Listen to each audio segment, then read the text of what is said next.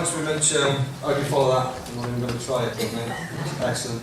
Well, I was invited to speak, and thank you very much for the invitation. It's a pleasure. I was struggling as to what I was going to talk about, if I'm honest, and certainly in relation to public services and certainly our industry. Discussed the situation with my regional secretary yesterday. There's so much stuff going on. We've got austerity's affected us really badly nationally. We've got cuts, station closures, the pay we're struggling with the pensions campaign. We've been hit from all quarters, and we find it very difficult to keep up. But we're managing. For a small trade union, I think we do plenty well above our weight, so I think we're doing very well.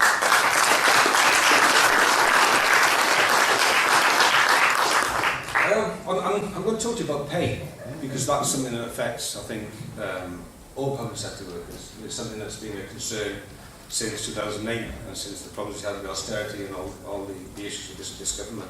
I think, from our point of view, we've got a long history in the FBU of fighting cuts, and certainly on the issue of pay. Long before I joined the job, in 1977, firefighters were on a 40-hour week.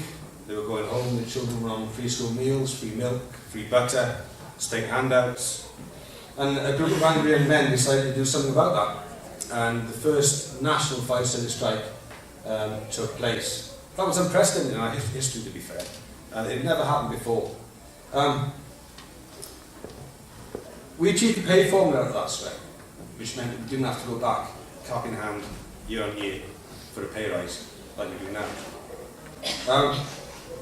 I think during the pay formula years, we sort of kept our heads down a little bit, to be fair. We had the pay formula, we thought we'd get increases every year. Through the Thatcher years, we kept our heads down. But then we realised that, the same as all public sector workers, we were behind the ball, we were behind the game. We were losing out big time on pay rises we should have been getting. The pay formula wasn't working. So for an independent survey in 2002, we struck again. A strike isn't easy. And to anybody in this room, a strike isn't easy, we all know that. But certainly an emergency service is harder. I'm so proud to be involved in that strike. We've got my members up in the gallery here today, and they deserve a round of applause for what they've done.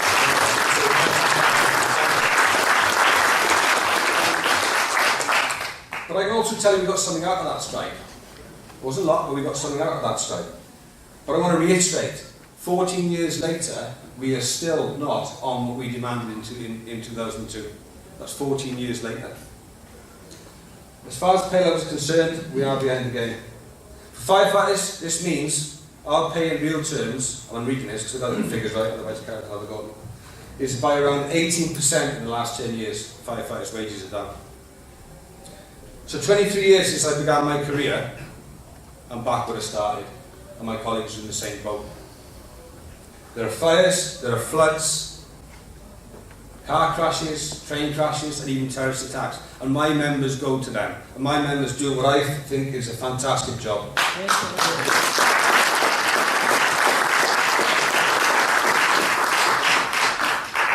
We are the infrastructure of this country. And this government is seeking to destroy the infrastructure of this country, the way they're dealing with things at the moment.